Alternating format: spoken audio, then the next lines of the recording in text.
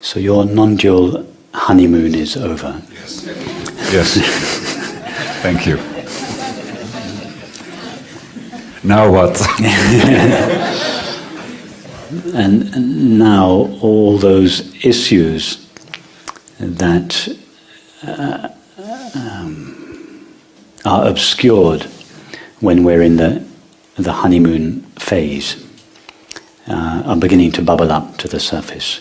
So there's a reason for this honeymoon phase. You know, when we first fall in love,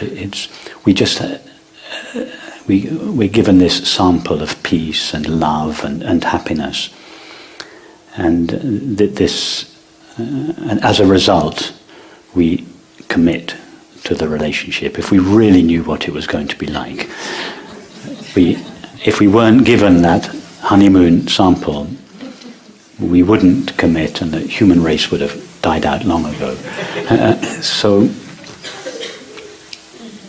there is this honeymoon period that we're given when we first fall in love or become interested in the truth, and we're given very genuine samples of peace and happiness. And we expect it just to go on and on increasing, as you say, and it's a kind of rude surprise when instead of more and more peace and happiness, we suddenly find, as you say, these feelings that have been buried for years suddenly start bubbling up to the surface. It is, uncomfortable as it is actually a good sign, because these feelings have been buried for years,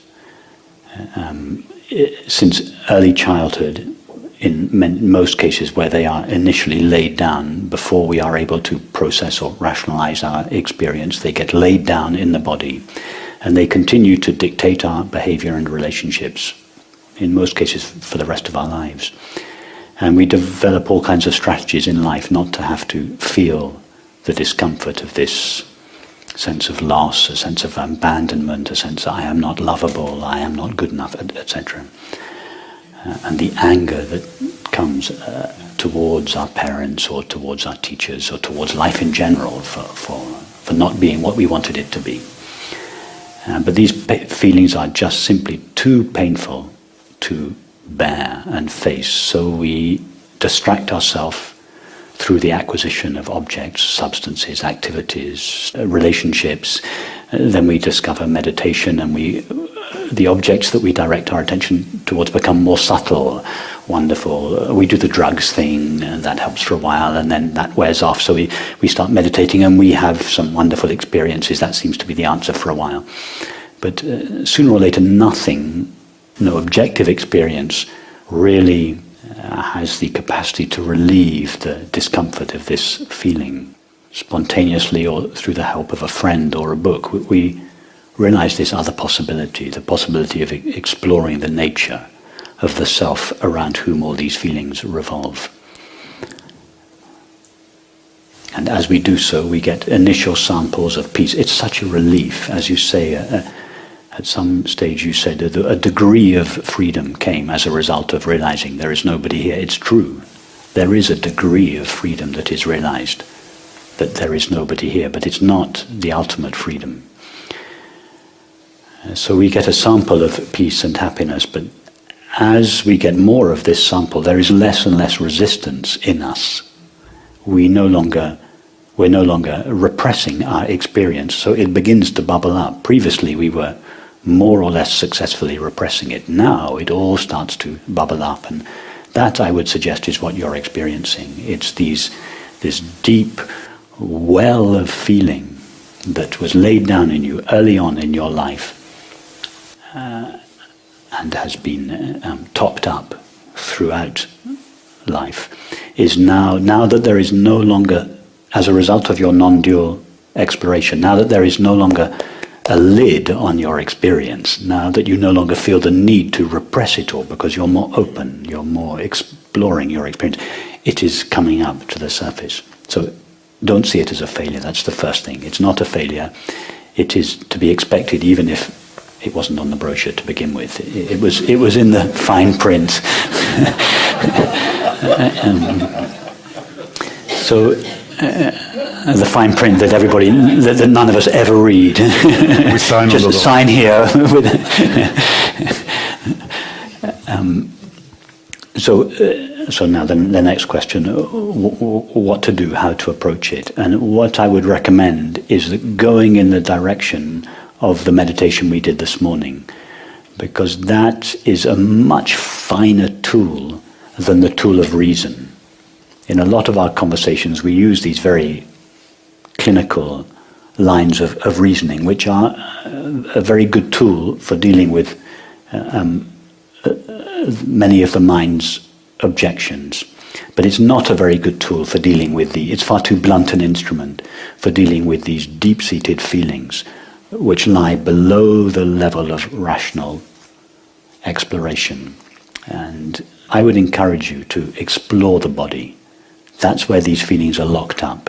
And the reason that they are just now beginning to surface is that I would suggest up until now, your non-dual exploration has been mainly a mental one. And I don't mean to disparage it in any way. It's most of us, I certainly did, and this is true for most people, the vast majority of men and many women, the exploration starts at a rational level first.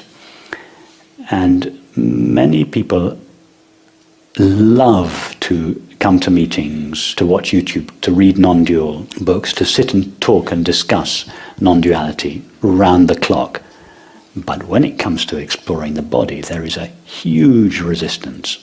And that resistance is justified with all kinds of pseudo-non-dual reasoning, such as, there's nobody here, there's nothing to do, I don't need to do this, all my suffering is just arising in awareness, and it happens to nobody, etc. This is all just the ego resisting being exposed and being dissolved. So you are not engaging in that kind of avoidance, you're being very honest about these feelings. Yeah. Well, on the meditation,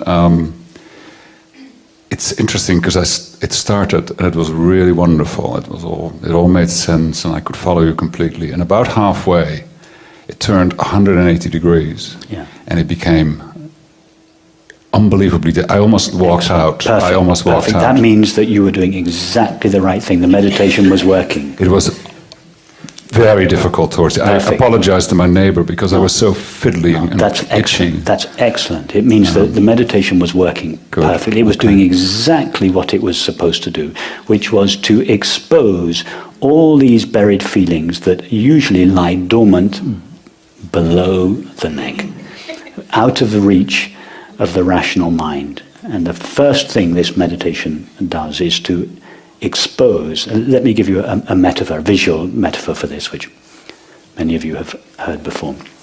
An image that I borrowed from a teacher called Dafri John, who described a well, a deep well shaft, in which the creatures at the surface of the well are alive and moving, but all the rest of the creatures, the ones down at the bottom of the well, which are in darkness, are dormant, they are asleep. But once a day, at midday, when the sun comes above the well, its light shines all the way down the well, and for a brief period, the creatures at the bottom of the well are exposed to the light, and they wake up. What do? They start bubbling up towards the surface. The sun goes over, the creatures go back to sleep again and fall down. So what we're doing, an image for this morning's meditation would be, we bring the sun over the well of feelings and we leave it there. It doesn't pass over.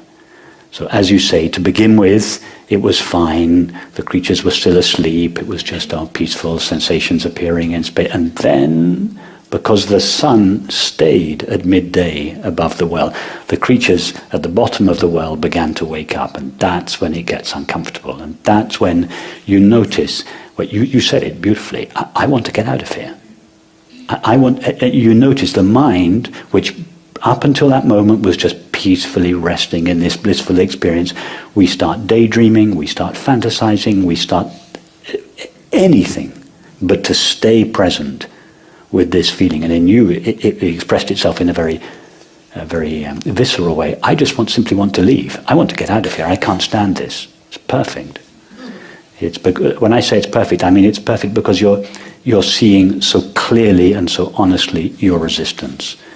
And I emphasize this, that it's not a failure of the meditation. It is precisely what is supposed to happen at the beginning of this investigation. All these feelings which you have more or less successfully repressed in your life. Of course, you haven't really repressed them. They have been dictating your activities, spoiling your relationships behind the scenes all these years. Now, for the first time, they are being let up, bubbling up into the light of your awareness. So I would encourage you to, first of all, I give you this interpretation so that you don't feel that you're failing at the meditation. And secondly, I give it to encourage you to keep going. It will be uncomfortable for a while, and then there will be moments of relief. There will be odd little pockets when the honeymoon comes back again. You go away for a nice weekend somewhere, and it's all fine again. And you come back home, it gets a bit more intense again. So I would encourage you to keep going. And it takes some courage. It can be quite intense, although these meditations, they're very gentle, and they can be pretty intense. And they require some courage. And notice in your mind how your mind will try to persuade you that it's not necessary to do this. Oh, my feelings are just appearing to nobody. All this is resistance. These are just different forms of egoic resistance. So persevere. But when I say persevere, I don't mean in a disciplined way. Persevere gently, lovingly, but be very sensitive to the attempts your mind will make to, I want to get out of here. Because what you are longing for in life is the peace that lies underneath the bottom creatures, the peace that lies underneath this well of feelings. It cannot be accessed without these well of feelings coming up to the surface and then being dissolved.